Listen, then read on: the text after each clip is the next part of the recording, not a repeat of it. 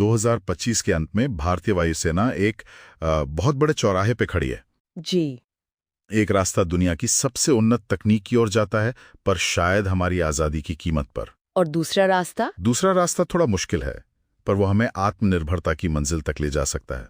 और ये सवाल इसलिए जरूरी हो गया है क्योंकि पाकिस्तान अब चीन से J-35 स्टेल्थ फाइटर खरीद रहा है। और चीन के J-20 तो पहले से ही तैनात हैं। तो सवाल यह है, भारत को किस 5वीं पीढ़ी की लड़ाकू विमान की जरूरत है? बिल्कुल। और आज का हमारा डीप डाइव इसी रणनीतिक पहेली को सुलझाएगा। हमारे सामने एक रिपोर्ट है जो 2 मुख्य विकल्पों का विश्लेषण करती है, अमेरिका का F-35 और रूस का Su-57। लेकिन ये सिर्फ विमानों की लड़ाई नहीं है। नहीं, ये भारत के भविष्य की लड़ाई है। तो चलिए इस पहेली की परतों को खोलते हैं। F-35 से शुरू करते हैं। इसे एक उड़ता हुआ सुपर कंप्यूटर कहा जाता है ना? हाँ, और इसका फलसफा बहुत साफ है।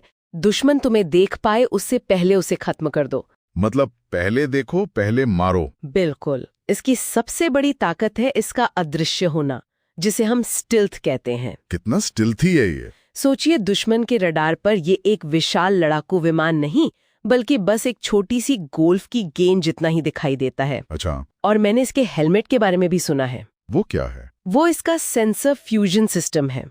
मतलब विमान के चारों ओर लगे कई कैमरे और सेंसर मिलकर एक तस्वीर बनाते हैं। और वो तस्वीर सीधे पायलट के हेलमेट पर दिखती है? जी। पायलट विमान के आर पार देख सकता है, जैसे विमान का ढांचा कांच का बना हो। कमाल है। तो F-35 एक अदृश्य शिकारी है, पर Su-57 उसका नजरिया तो बिल्कुल उल्टा है। एकदम उल्टा। वो छिपने में यकीन नहीं रखता, बल्कि सामने से लड़ने में। उसे काइनेटिक हंटर कहते हैं। तो क्या ये सच है कि उसकी स्टिल्थ तकनीक उतनी अच्छी नहीं है? ये बिल्कुल सच है। इसकी खासियत है इसकी जबरदस्त फुर्ती। ये दुनिया का अकेला 5वीं पीढ़ी का विमान है जिसमें 3D थ्रस्ट वेक्टरिंग है। 3D थ्रस्ट वेक्टरिंग मतलब इसके इंजन के नोजल हर दिशा में घूम सकते हैं। इससे ये हवा में ऐसे करतब कर सकता है जो इसे डॉग फाइट में लगभग अजेय बना देते हैं। और जो इसकी स्टेल्थ की कमी है, उसका क्या? उसका जवाब इसके पंखों में लगे L बैंड रडार हैं। वो खास तौर पर F-35 जैसे स्टेल्थ विमानों को पकड़ने के लिए ही बनाए गए हैं। ये सब सुनने में तो बहुत प्रभावशाली लगता है, पर दोनों विमानों में कोई तो पेंच होगा। F-35 के साथ क्या शर्तें हैं? सबसे बड़ा पेंच है S-400। भारत के पास रूस का S-400 एयर डिफेंस सिस्टम है और अमेरिका साफ कहता है कि F-35 और S-400 एक साथ काम नहीं कर सकते। क्यों? उन्हें डर है कि S-400 का रडार F-35 की तकनीक की जासूसी कर लेगा। और दूसरा मुद्दा है डिजिटल पट्टा। F-35 का लॉजिस्टिक सिस्टम विमान का सारा डेटा सीधे अमेरिकी सर्वर पर भेजता है। एक मिनट, आप कह रही हैं कि हमारा हर मिशन, हर उड़ान, हर रणनीति की जानकारी सीधे अमेरिका के पास होगी? जी। ये तो हमारी संप्रभुता पर सीधा सवाल है। अच्छा, और Su-57 की क्या कमियां हैं? Su-57 की सबसे बड़ी कमी वो है इसकी स्टिल्थ।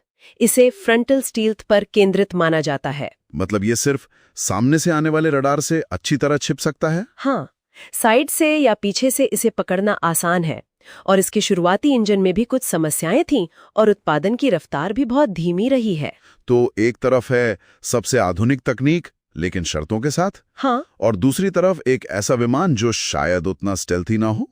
तो असली फैसला टेक्नोलॉजी के लेन देन पर आकर टिकता है। बिल्कुल। अमेरिका F-35 के लिए कोई टेक्नोलॉजी ट्रांसफर नहीं दे रहा। ये एक ब्लैक बॉक्स है।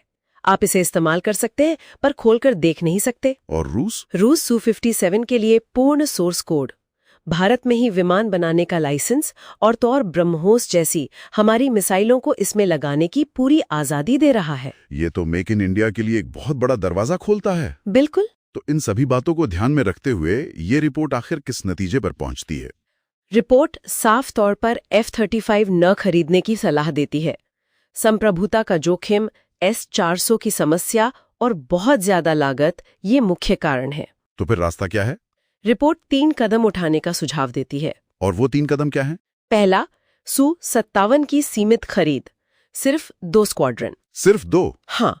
मुख्य लक्ष्य पाकिस्तान के J-35 का मुकाबला करना और हमारे अपने AMCA कार्यक्रम के लिए इंजन और रडार जैसी जरूरी तकनीक हासिल करना है। ठीक है। दूसरा कदम? दूसरा, अपने मौजूदा बेड़े जैसे सुखोई 30 और राफेल को सुपर सुखोई जैसे अपग्रेड से और मजबूत किया जाए। और तीसरा और सबसे अहम कदम? तीसरा और सबसे जरूरी, अपने स्वदेशी 5वीं पीढ़ी के विमान AMCA कार्यक्रम को पहली प्राथमिकता देना।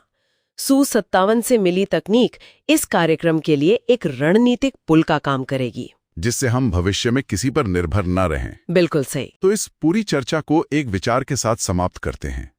क्या भारत के लिए सबसे अच्छा लड़ाकू विमान वो नहीं है जिसे वो आज खरीदता है, बल्कि वो है जिसे वो इस खरीद से मिली तकनीक का उपयोग करके कल खुद बनाएगा?